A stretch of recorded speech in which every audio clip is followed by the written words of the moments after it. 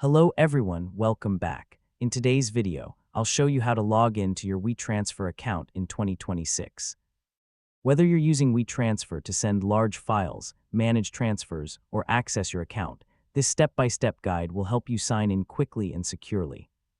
First, open your preferred web browser and go to the official WeTransfer website. Once the homepage loads, click the *login* or sign in ** button, usually located in the top right corner of the page. Next, enter the email address you used to create your WeTransfer account. Then type your password carefully. Make sure there are no typing mistakes and check that caps lock is turned off. After entering your login details, click the *login* button.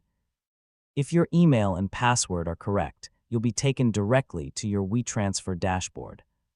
From there, you can upload files, create transfer links, manage your transfers, update your account settings, and access any premium features if you're subscribed to a paid plan. If you're unable to log in, first check that you're using the correct email address and password.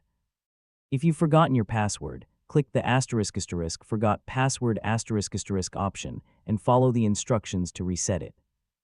You should also clear your browser's cache and cookies, or try using a different browser if the login page isn't working properly. If you're still experiencing login problems, check your internet connection and make sure the WeTransfer service isn't temporarily unavailable. If the issue continues, contact WeTransfer support and provide your account email along with details of the problem. That's how you can log into your WeTransfer account in 2026. If this tutorial helped you, don't forget to like this video, subscribe to the channel, and turn on notifications for more WeTransfer tutorials and helpful guides. Thanks for watching, and I'll see you in the next video.